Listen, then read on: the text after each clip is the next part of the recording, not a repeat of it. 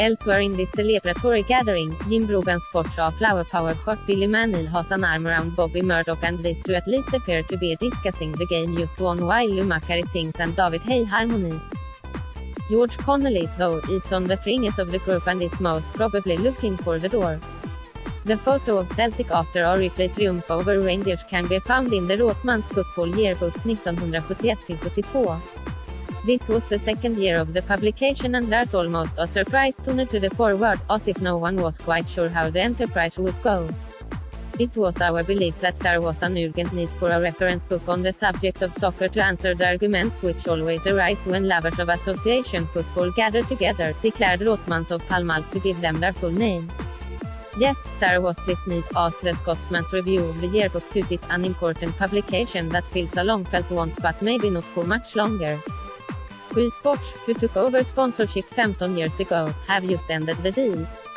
It must have hurt the broadcaster that people continue to call the book the Rothmans, at least in my office they did, and now the famous old doorstop seems likely to go the way of all football guides in the internet age, or most of them at any rate. As soon as he heard the grim news, he dug out the oldest copy on our shelves and took it home to research this piece. Just make sure you bring it back when you're finished, Sport said. He thought the reason for the yearbook's probable demise would be obvious, Wikipedia rules UK base, but it wasn't, at least not to me. Just a blizzard of really presented stats, if that's not a contradiction in terms, not a B. The 71-72 tone fell open at the diary recapping the previous season, and suddenly I was 14 again, lying on my blanketed bed, no duvets yet, underneath my poster of Pat Stanton, ignoring homework, ignoring tea time summons, completely engrossed. June 70, George Best pictured inset signed 8-year contract at Manchester United, £10,000 a year minimum. August, Bobby Moore missed friendly at Bristol C. Because wife had been threatened with kidnap attempt, lead sue. First clap to install police station at ground, C. Palace spy on crowd behavior with field glasses and walkie-talkies, West Ham rest beat Arsenal res. With Peter Marinello in football combination final, September, Glasgow Rangers captain John Gray sent up against Falkirk Feyenoord won World Cup title beating Estudiantes who are dubbed gangsters. Texaco launched at 100,000 British Isles Cup Morton beat WBA, Motherwell beat Stoke C. And Forest could only draw with Aidan. Exciting, it was if you couldn't rev up YouTube and relive the key moments but prompted by the Rothmans, had to use your imagination. Just how fearsome were Estudiantes, had they met John Gray and was the C. Palace hooligan watch just a front for some perverts intending to ogle Fiona Richmond when sometime later she jumped into the Selhurst Park communal bath with the players, not that they knew who Richmond was at the age of 14, you understand, or had heard of men only or understood the function of a sex correspondent. That was all one big mystery, oh yes. Football with the strictly controlled exposure of the sport, limited TV highlights, minimal live games, no pullouts in the newspapers, only George Best a true superstar, everyone else around at Bobby Moore's local playing darts, Airdryonians living together in a little gingerbread house and only coming out on match days, was something of a mystery too, and certainly compared to now.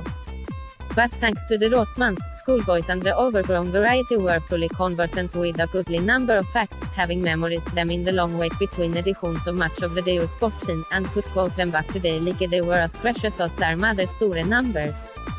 Whoever says football's all about opinions, they should be forced to play Estudiantes, with John Gray guesting, entirely by themselves. For they merely encouraged everyone to become a journalist or a pundit or a blogger or a bore on the subject of the game. It's liberating to drop yourself out of the stagnant pond of insight, underbought and controversy, overcooked and yet reacquainted with straight-ahead narration of events, such as this from the 71-72 Bible. Buenos Aires police stated they would prosecute all 19 players sent off in the match between Boca Juniors and Crystal.